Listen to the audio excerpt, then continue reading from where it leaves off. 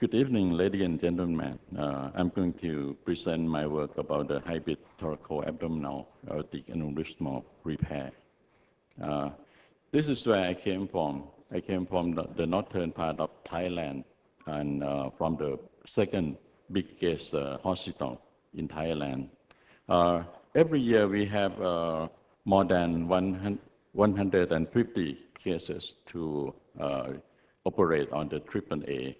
And about 5% we have to face with the difficult or complex thoracoabdominal aortic aneurysm like this for the case of the suprarenal aneurysm, juxtarenal, and any type of the thoracoabdominal aortic aneurysm.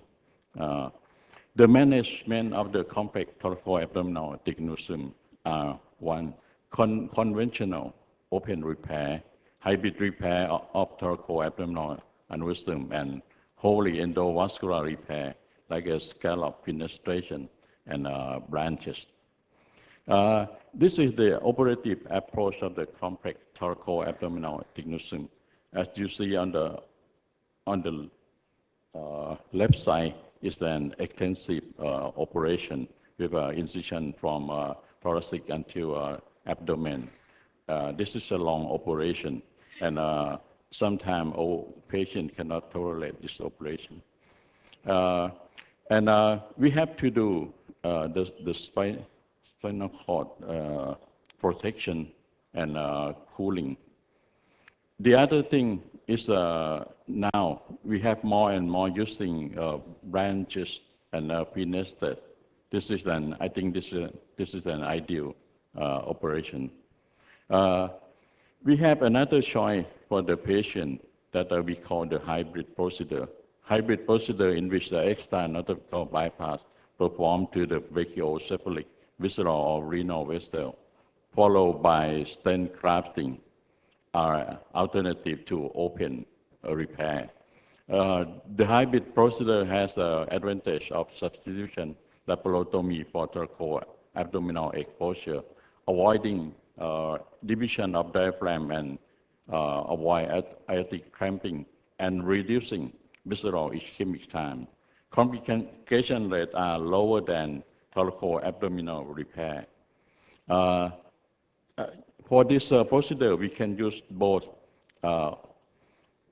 skill in operation and also skill in a catheter. For this procedure, hybrid procedure, start 1999 from Dr. Quinon Barbish and from the St. Mary group in England. Indication for hybrid procedure is for the patient with a thoracoabdominal aortic aneurysm who meet the standard criteria for repair, whose physiologic reserve prohibit and open thoracoabdominal procedure. For patient whose complex anatomy precludes standard TIVA, patient with high risk for paraplegia. Technique for visceral hybrid repair, we start with the under general anesthesia and epidural anesthesia for post-operative pain. Cerebrospinal fluid drainage, midline incision. We use the spaghetti graft, visceral reconstruction, and then ligate the stump. The graft are then covered with an oviduct graft flap to minimize the risk of delayed graft enteric erosion. After revascularization of the visceral and renal artery, endovascular exclusion is carried out maybe in a single or in a state fashion. This is the figure of the spaghetti or octopus graft. On the above is the commercial graft, and for the below is the thing that we use in our hospital. We use the 12 by 6 side to anastomose together before we have done the branching. This is our sixth first patient that we have done from 2004 until 2009. We can see that mostly the patient has a comorbidity like coronary heart disease, COPD, or hypertension. And the outcome for the first sick patient, we have no mortality. Okay, our sick patient, the mean age 72, gender ratio 5 to 6, aneurysmal size 6.3 centimeter.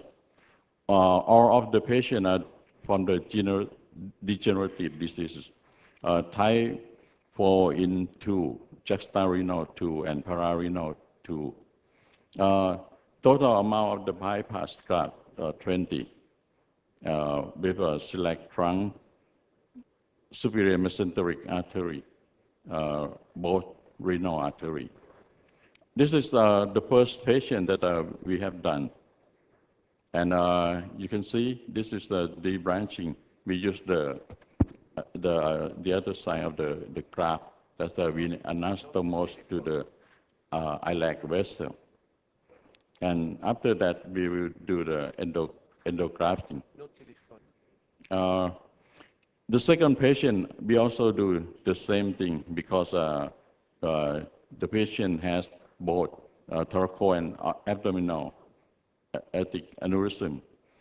This is the way that we used to implant the vessel. We start from left iliac artery and then implant to the SMA, renal artery, and celiac trunk.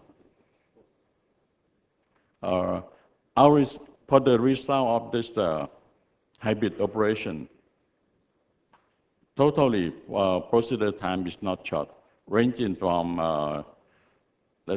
maybe 200 and to 300 minutes, but lost average to 2,000 millimeter, mean hospital length of stay nearly 1 month, and intensive care unit length of stay 10 days. Mean organ ischemic time range from 15 to 20 minutes. Complication for our first 6 cases, no mortality, no spinal cord ischemia. Graft thrombosis is 10%.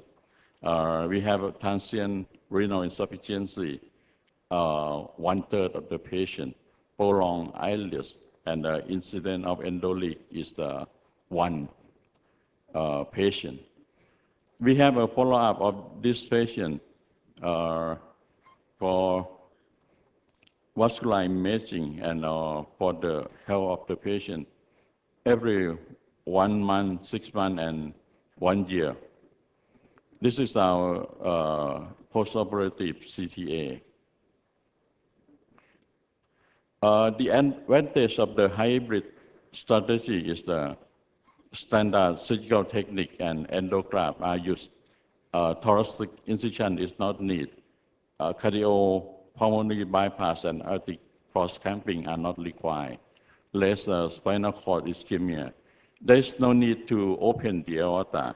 The subsequent bypass strategy minimize ischemic time for visceral organ, less blood loss, reduce the hospital stay.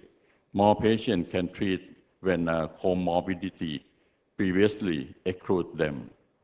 The disadvantage is we need the specialist in the center that we can do both endovascular and also big operation. And this is also the risky operation for paraplegia and not safe. In conclusion, visceral hybrid repair are less invasive as they avoid a thoracotomy, single lung ventilation, aortic cross-clamp, left or full heart bypass, as well as extensive tissue dissection associated with open repair. The visceral hybrid could be considered as a bridging measure between open and fenested branch, endovascular grafting. A total endovascular approach is an ideal for thoracoabdominal aortic repair. Hybrid surgery will remain a robust and adaptable method for treating this complex and life-threatening disease in individuals with unfavorable and challenging anatomy. Thank you for your attention. Kamphol, thank you. As a surgeon, I've been really impressed by your experience. May I ask Professor Bedi to give a comment? Yeah, I think we've done a great job. In fact, we started doing our hybrids in about 2006, and we've done about 20 patients. And I can agree as a surgeon that it's one of the, although seems very simple, but it's a very complex surgery. It's time-consuming, pretty demanding. And I think one thing probably you touched upon briefly was whether to do it in a single stage or whether to do it in a two-stage. What is your opinion on that one? On what, sir? Opinion on? On using as whether you do everything in one sitting, the endovascular part also in one sitting, or would you stagger it after a few days? Mostly we use the separate, not at a single. So how much is the time frame that you take between the two stages? 24 hours. 24 hours. Not more than 24 hours. Okay. Because we generally prefer to do it in case unless the aneurysm is very large. We probably wait for about 1 week or so. Because the only thing is that the kidneys are the ones which are, you have, especially when you see the other cases also, the major problem is the ATN which takes place.